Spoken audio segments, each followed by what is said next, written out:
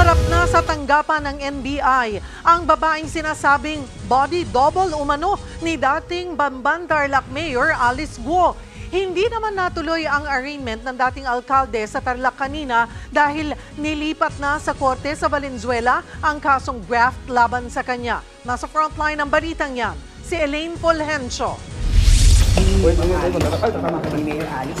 Pasado alas 2 ng hapon kanina nang dumating sa tanggapan ng National Bureau of Investigation ang sinasabing body double o kamukha ni dating Bamban Mayor Alice Guo na si Kat Salazar. Ipinasabi na siya ng NBI sa paniniwalang ginamit siya ng dating alkalde para lituhin noon ang mga operatiba na naghahabol sa kanya.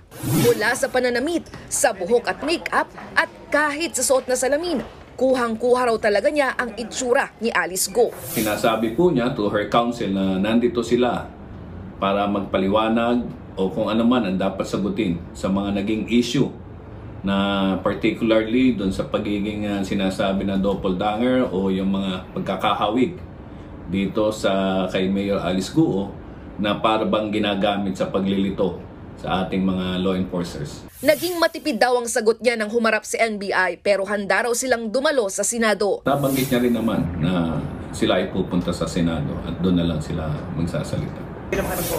Sinubukan naman na kunan ng News 5 ng pahayag ang sinasabing kamukha ni Alice pero tikom ang kanyang bibig at hindi siya nagbigay ng kahit anong komento. Gusto niyo po ba maging kamukha si Alice? Oo. Gano'ng katagal na po kayong nagtatrabaho kay Miss Alice? Samantala, hindi na natuloy ang arraignment dapat kanina ni dating Bamban Mayor Alice Guo para sa kasong graft sa Capas Regional Trial Court sa Tarlac. Inilipat na kasi ang kaso niyang ito sa Valenzuela. Paliwanag ng Korte Suprema, inilipat ang kaso ni Guo dahil hindi pwedeng sa iisang lugar kung saan siya naupo bilang mayor nakasampa ang kaso. Alinsunod kasi sa batas, dapat ilipat ito sa ibang pinakamalapit na Regional Trial Court o RTC mula sa lugar kung saan siya nanungkulan. Sa kaso raw ni Guo, lumalabas na Valenzuela RTC ang pinakamalapit na pwedeng lipatan ng kaso mula sa Capas Tarlac. Dahil sa desisyon ng SC, malinaw na ngayon na wala talagang jurisdiction ang Capas RTC sa kaso ni Guo.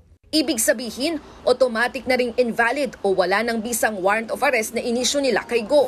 Ayon naman kay Senator Francis Tolentino na isa sa mga unang pumuna sa pagsasampa ng ombudsman ng kaso sa Tarlac, mainam daw na naitama agad ang issue sa jurisdiction ng korte dahil kung nagkataon, baka nagamit ito ng kampo ni Guo para makalaya.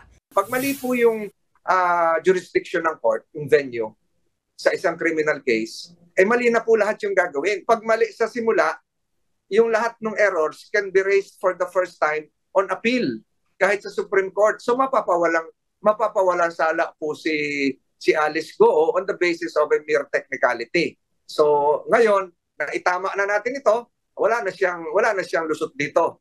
Sa ngayon, nailipat na sa Valenzuela ang kaso ni Guo. Ipaparaffle pa ito para malaman kung anong branch ng korte ang hahawak sa arraignment at mga pagdinig.